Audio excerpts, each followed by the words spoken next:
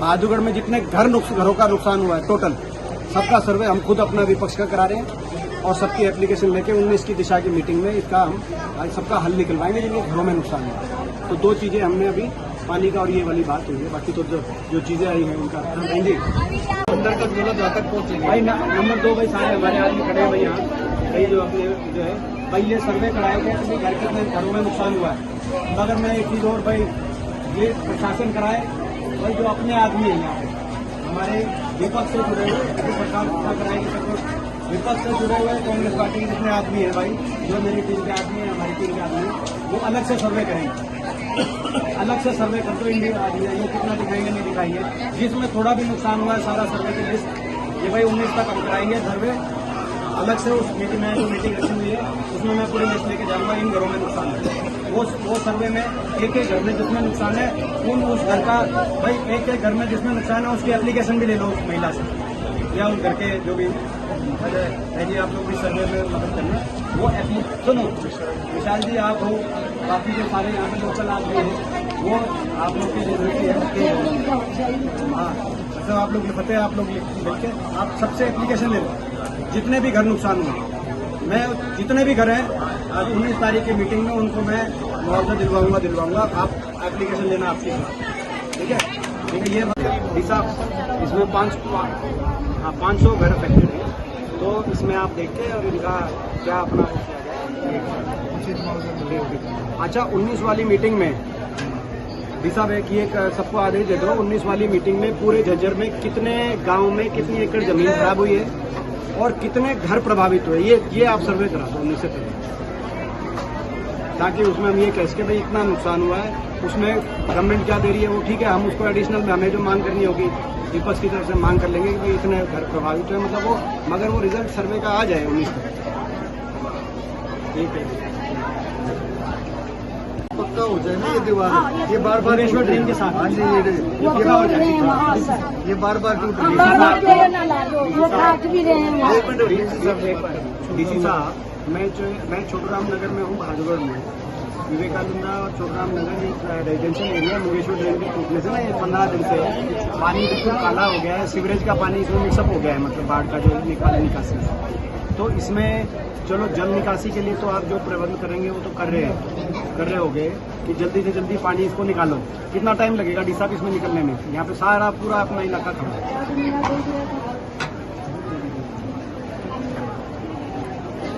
ठीक है अब दूसरी बात ये है डी साहब अभी जो हाल की स्थिति है ना हाल की स्थिति ये है कि यहाँ पे पीने के पानी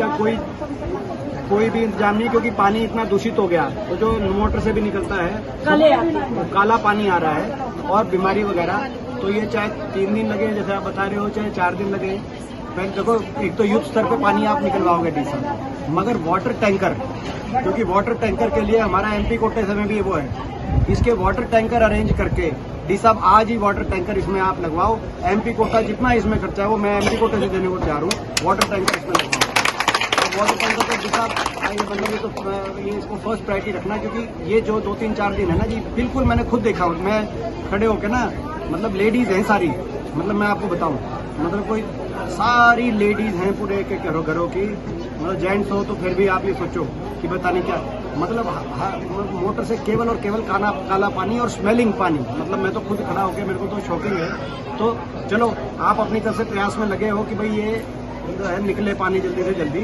आप जो 3 दिन का कह रहे हो तो आप अपनी तरफ से मुझे विश्वास है कि भाई उसमें आप पूरा अपना लगोगे साथ में लेकिन हमारी जो है कि भाई ये वाटर टैंकर आज ही शुरू करा दो जैसा भी ह्यूमैनिटेरियन छोटूराम नगर और Vivekananda water tanker fresh water का और ये ना एक और चीज़ हो रही है साहब वो वाटर जो चीज़ें कोई लोग आ भी रहे हैं तो वो बाहर से देख के जा रहे हैं जो है ना वो मतलब पानी के अंदर जो वो है ना वहाँ नहीं जा पा रहे तो वहाँ पे मतलब अंदर तक कैसे अपना वो जो है ना ट्रैक्टर भी पहुँचता है वाटर टैंकर भी पहुँचेगा अंदर गलियाँ पक्की हैं तो आप अंदर अगर लेके जाओगे तो कुछ कच्ची हैं कुछ ज़्यादातर मगर ऐसी भी है कि वाटर टैंकर अंदर तक जा सकता है तो कैसे पहुँचवाओगे वो आप देखना लेकिन वाटर टैंकर भिजवा दोगे ना तो ये अपने आप उसको मतलब जहाँ जरूरत है वो सारी जगह पहुँचा दिया जाएगा और कम से कम मुझे लगता है कि भाई यहाँ पे आपको कुल मिला के 4-5 वाटर टैंकर लगवाने पड़ेंगे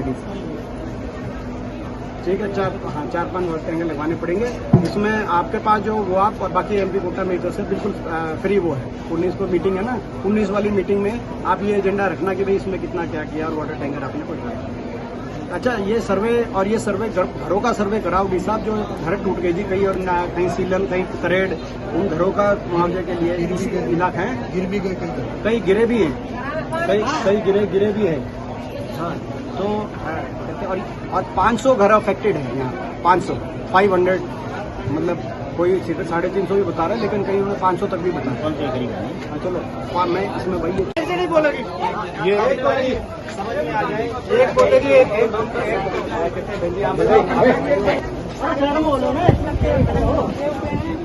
बालक परेशान हैं, मोटर के जो पानी आ रहे हैं वो भी गंदा आ रहे हैं, जो पानी पी भी लेते हैं सर उल्टी हो जाते हैं।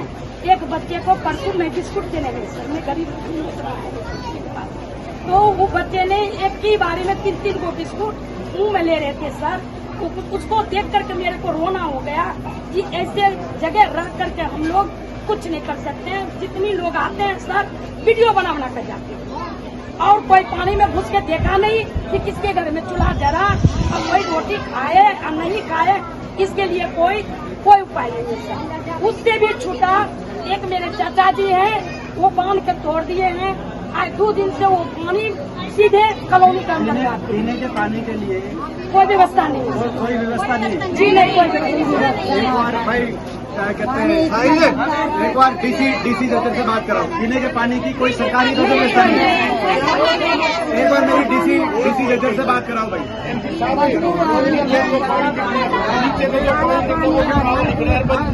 वो तो मैंने देख लिया, लिवेबल कंडीशन नहीं है, रहने की कंडीशन में तो देख लिया है, हमारी कई बहनों ने दिखाया मुझे अभी। एक चीज और है समस्या सर, जो अच्छा पहले आपके साथ ही रहे सर, 2010 में यही कांड हुआ था सर, जो रेल कांड हुआ था, तो आपने हमारी जान सुनी थी।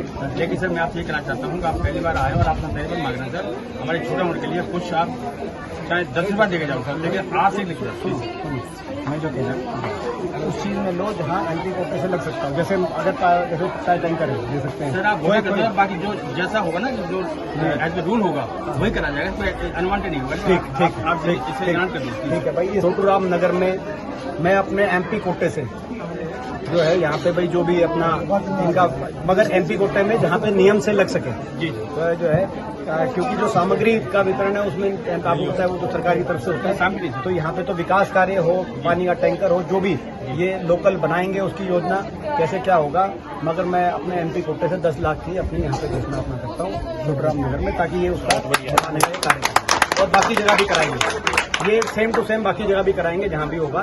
तो ये मेरा, और प्लस इसके अलावा भी मेरा एमपी कोटा मैं सार्वजनिक करता हूँ भाई, जहाँ बाढ़ राहत के लिए एमपी कोटा जनता का है, ये सरकार विफल होगी। हम अपना जितना एमपी कोटा है वो डेडिकेट करते हैं। जो आपकी कोई छोटूराम नगर की हो, विवेकानंद की हो, सारे यहाँ पे बैठे कांग्रेस के, जहाँ भी जरूरत हो जितना चाहिए, ये तो मैंने अपना टेंटेटिव दिया है क्योंकि कोई अभी एस्टिमेट नहीं है, और बढ़ेगा और दे देंगे। मेरी तरफ से कोई मनाही नहीं है। ठीक है, सारा अपना जो एमपी कोटा वो आपके लिए। बहुत बढ़िया जी, ठीक, बहुत बढ़िया।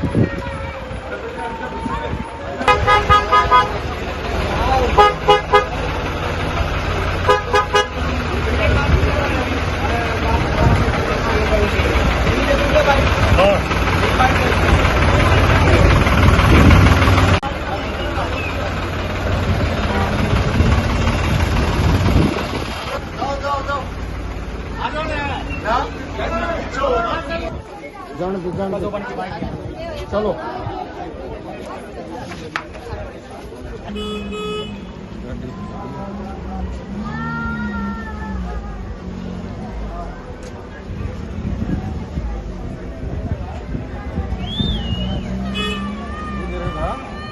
देख फिल्म दे लोग अभी क्लियर दिख रहा भाई साहब देख क्या नाम ही छोड़ेगा। मैं इनका धन्यवाद करता हूँ कि कम से कम ये आकर इन्होंने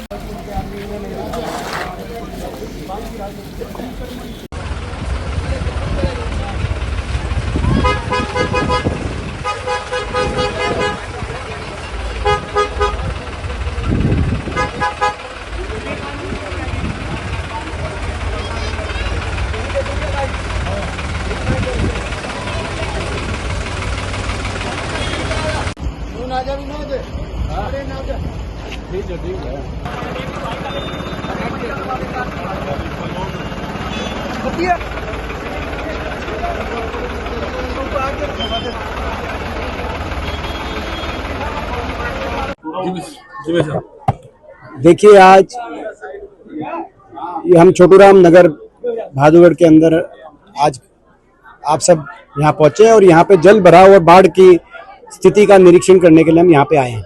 इसके बाद विवेकानंदा भी जाएंगे। जो दो बड़ी कॉलोनियों में तो बड़ा भारी नुकसान हुआ है बाढ़ ग्रस्त होने से और जल भराव से। उसके अलावा भादुगढ़ के कई ग्रामीण एरिया में, कुलासी में, जसौरखेड़ी में जो वहाँ भी हम जाएंगे, वहाँ भी अभी देखेंगे। आप शायद वहाँ तक पहुँच जाएं तो आपका वहाँ पे आखिर में भी हमें करेंगे, लेकिन आपको बता रहे हैं कहाँ जाएंगे। पहली बात। दूसरी बात, सत्ता पक्ष और विपक्ष, प्रजातंत्र में दो होते हैं पहलू, और जब कभी आपदा आए तो पहला रिस्पांस सत्ता पक्ष का होता है, और सत्ता पक्ष अगर विफल हो जाए तो जनता की आवाज उठाने की जिम्मेदारी विपक्ष की होती है।